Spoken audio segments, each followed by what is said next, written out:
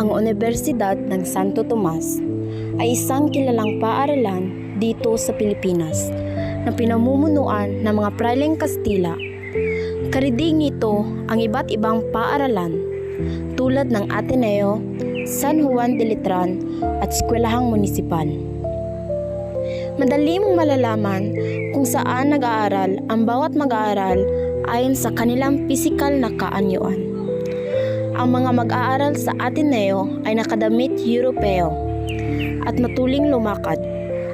Ang mga mag-aaral ng San Juan de Letran ay nakabihis Pilipino at kaunti ang aklat dito. Sa eskwelahang munisipal, ang mga estudyante roon ay puro kababaihan lamang. Bitbit ang kanilang libro, kasunod ang kanilang mga alila. Tulad ng ibang paaralan, ang mga mag-aaral ng Universidad ng Santo Tomas ay maayos manamit at basta ng dala-dala sa halip na libro. May isang estudyante sa Universidad ng Santo Tomas na nagngangalang Placido Penitente. Ayaw ko dito, gusto ko ng hinto. Ako'y nakikiusap sa iyo na wag mo munang ituloy ang plano mong pagtigil sa pag-aaral. Ikaw ay nasa ika-4 na taon. Nasayang naman kung ngayon ka titigil. Anak, ako ay labis na nakikiusap sa iyo. Yun lang naman ang lahat para sa iyo. Nagmamahal ang iyong ina.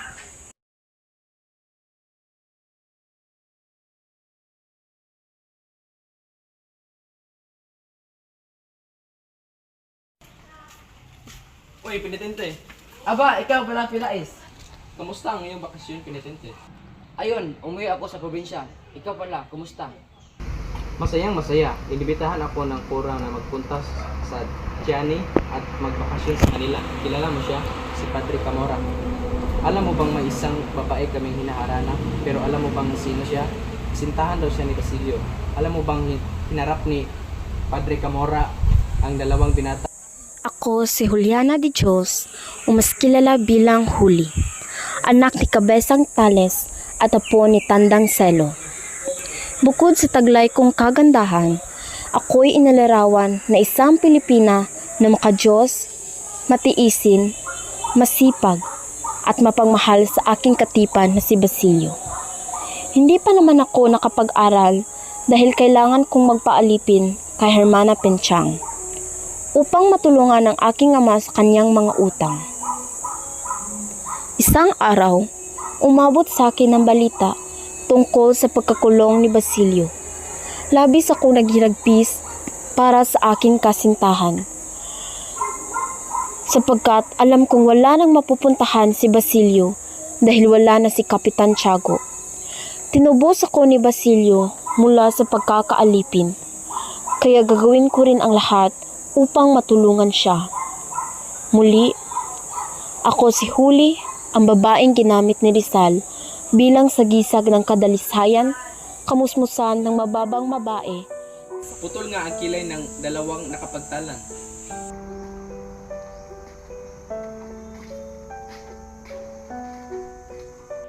Ha. Teka lang, Placido. Anong ginawa niyo kahapon? Walang kasi kahapon ah. Kamalawa? Huwebes ka makalawa, di ba? Nung Lunes?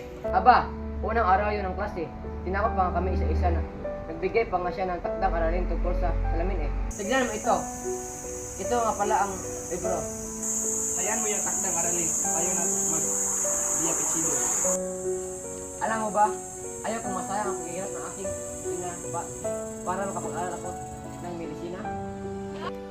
Oo nga pala, nakalimutan ko palang sabihin sa'yo na inatasan akong mangilap para sa isang proyekto. Ha? Anong mangilap? Anong proyekto? Para sa isang estatwa bato ni Padre Baltasar na isang Dominiko. O ito, 3 piso. Salamat, Placido. Hayaan mo muna kung isda ang pangalan mo.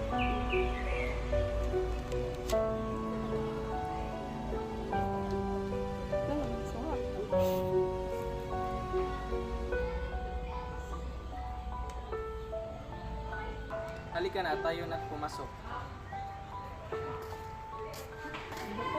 O si Dunya Victorina de los Reyes de Espadana. Tingnan niyo ang koloretes sa aking mukha, ang kulay at kulot sa aking buhok at aking mga magagara at mahabang kasuotan na tila para lamang sa isang mistisa. Kaya kayong mga Indyong sing-itim ng hayeta, dapat igalang niyo ako. Naalala ko nung bata pa ako, marami ang nanglikaw at namangha sa aking kagandahan, ngunit itinaboy ko sila kaysa naman. Bakit ako magpakasal? Papakasal sa isang Indyo? Hindi ito maari. Maliit pa ako'y alam kong magpapakasal lang ako sa isang Espanyol at ito ang dream boy ko si Dunyo Tribucio de Espadana. Oo, hindi nga siya ganun kayaman. Mas bata pa sa akin at hindi pa nag-aral. Ngunit isa pa rin siyang Espanyol. Pinilit ko naman siyang magpapanggap bilang doktor. Hay naku, pagkagandang-gandang binibini. Kaibigan, Tadeo, kamusta ka? mabuti. Nga pala, may pasok ka tayo ngayon. Oo naman. Pagsabi na sa professor na may sakit ako. Salamat. Si Tadeo ang mag-aaral na nagsakit-sakitan, wag lang makapasok at magsaulog. Ngunit kahit na ganun, nakakapasa pa rin siya kahit wala sa eskwelahan. Penitente, nagdaan mo ito.